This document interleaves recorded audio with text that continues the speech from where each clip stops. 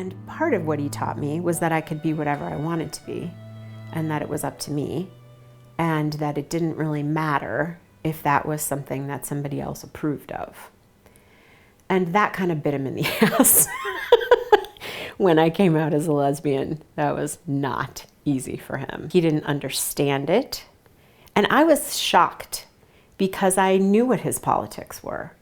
And I knew he was very liberal. And I knew that he was not prejudiced. And I knew that he had gone to bat for gay teachers. So I was really surprised. But it was tough for him because he took it personally. He felt like I was, and now, quite frankly, as a parent, looking at his generation, I understand that a little bit more. He had an emotional reaction to it, and it took him a while to have a less personal reaction to it. So we struggled for many years. And, it never broke us, but it came awfully close. And there was a time when I finally said to him, and it was a very Morris conversation, really. I mean, I was sort of channeling him. I basically said, hey, listen, I need you to respect and act like you love me just because I'm your daughter and I'm walking around on this planet and I'm human. And if you can't do that, I can't be around you because it's too painful. And he said, don't give ultimatums that you can't back up. And I said, you're the one who's going to lose here more than I am, because I've already made my peace with this. So I don't want to not have a dad, but that is going to be easier for me than having a dad who won't love me for who I am. So that's too hard on me. It's not good for me. It's terrible parenting. I mean, he never pulled the trigger all the way, right? Like he never was completely shut down, or he never stopped engaging with me completely. But it was pretty bad for a while, and it was just too painful. And it just colored everything. And I just wanted to have a life with him. Like it wasn't the most important part of my sense of who I was. It wasn't the biggest piece of me. And so, and then he really came around. He really did a lot of work on it on his own, and he figured it out. And it was kind of amazing. And then I hit this period where, and this was after he had divorced his second wife, who I loved and continue to love to this day. And he was single, and he and Chrissy were sort of courting, but it wasn't quite a done deal. And he came to visit me in Seattle, and we had such a great time. And it really shifted. Things had completely shifted at that point. And then he got married to Chrissy, and that was perhaps the best thing that ever happened to him. And it took a little while, but she and I totally fell in love with each other. It didn't take very long. And we had been spending a lot of time together. And then I left a relationship of 12 years and lost my dream job in the same month. And I was really struggling. And he called me and he said, Chrissy, you need to come to help me.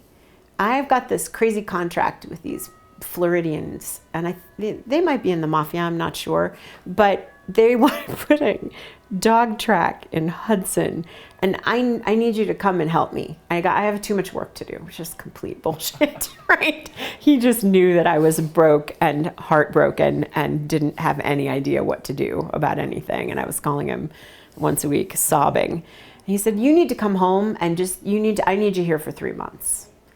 And so I came.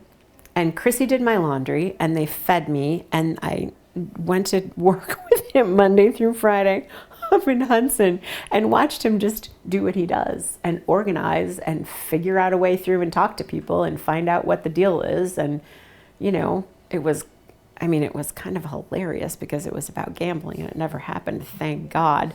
But I learned a lot from watching him, and we had a lot of fun.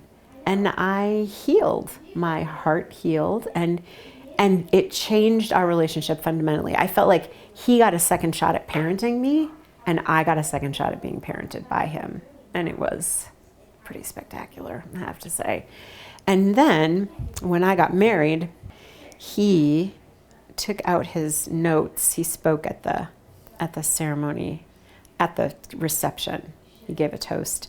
And he pulled out a yellow pad, a legal yellow pad, which is how I have to think because it's genetic, I think.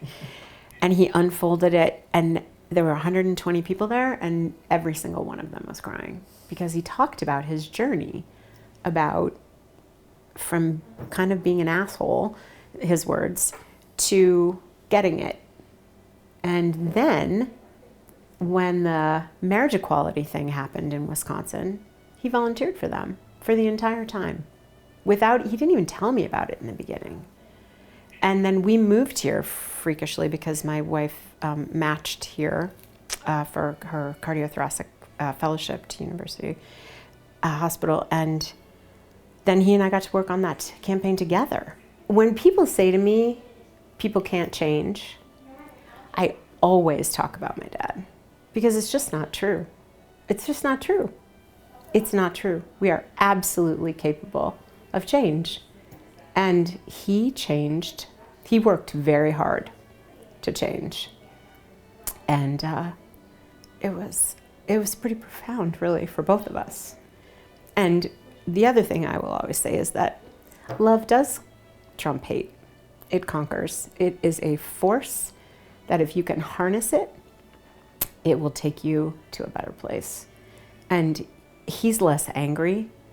I mean, it's just, yeah. So people are capable of changing, but you have to want to. There has to be some motivation, I think. And I was very humbled to be his motivation. And he's the most important person on the planet for me. I mean, my kids, certainly, and my wife, obviously, and Chrissy and my mom. But if there was one person that I had to call who didn't live in my house, it would definitely be Morris. And having him as a dad, oh my God, it's like winning the lottery, really. I mean, I wouldn't have said that if we'd been doing this if I was, 15 necessarily, or 30, probably, definitely not. But from about 40 on, absolutely, absolutely.